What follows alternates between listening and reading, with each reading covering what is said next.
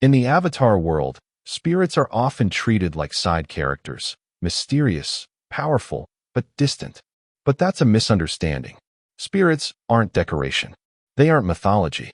They are systems.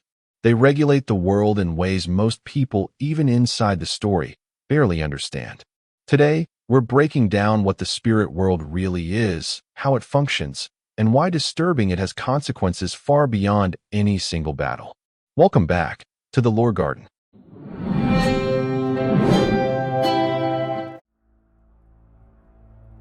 First, we need to understand what the spirit world actually is.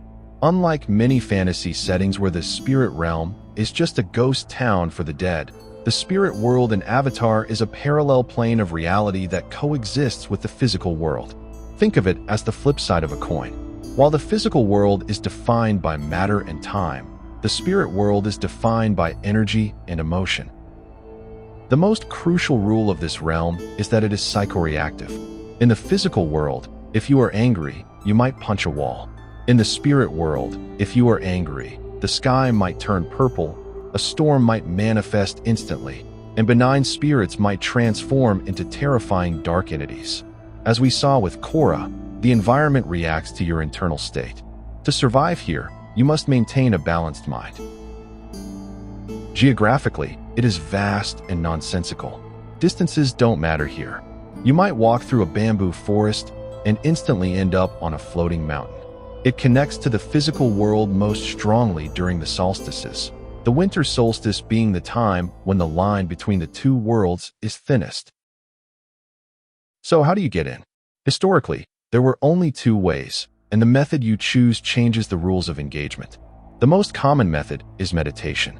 A sufficiently enlightened individual, like Aang, Iroh, or Zahir, can project their spirit into the realm. Here is the catch. When you project your spirit, you leave your physical body behind, thus unable to bend elements in the spirit world. The second method is physical entry. This was almost impossible until the time of Avatar 1, and later, Avatar Korra. If you enter through the spirit portals at the North or South Pole, your physical body travels with you. In this scenario, you can bend elements. Now, who lives here? A common misconception is that the spirit world is the afterlife. Generally, in the Avatar universe, when humans die, they reincarnate. The spirit world is primarily the home of spirits, immortal entities that embody aspects of nature or concepts. You have nature spirits, like Heibai, the protector of forests. You have primal ancient spirits, like Rava and Vatu, representing light and dark. And then you have the more eldritch horrors, like Koh the Face Stealer. However, there are exceptions regarding humans. The most famous example is Uncle Iroh. Because he achieved immense spiritual enlightenment, he chose to leave his body behind before death and live in the spirit world to guide lost travelers. On the flip side, humans can be trapped here against their will. We see this with General Zhao, who was dragged into the fog of lost souls, a spirit prison where humans are infected with their own darkest memories until they go insane. Despite being a shifting landscape, there are permanent landmarks that act as anchors in the spirit world. First, Wan Shirtong's library. This library contains all the knowledge of the physical world.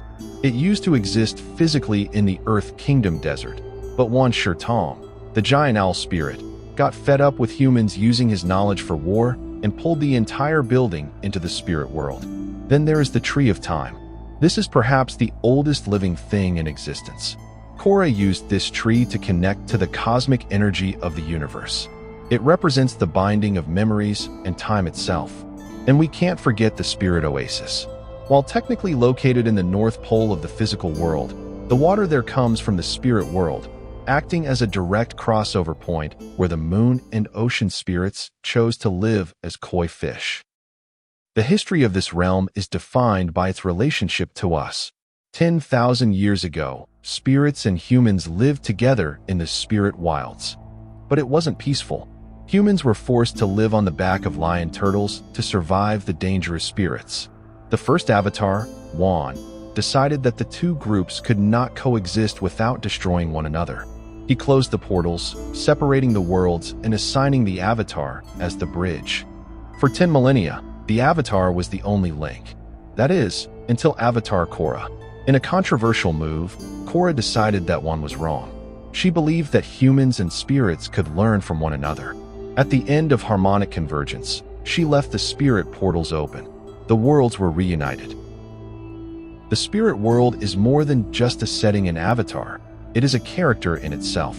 It challenges the heroes not with physical strength, but with spiritual truth. It forces Aang to face his fear, and it forces Korra to find who she is without her title.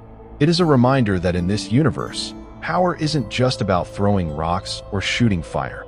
It's about balance, emotion, and connection.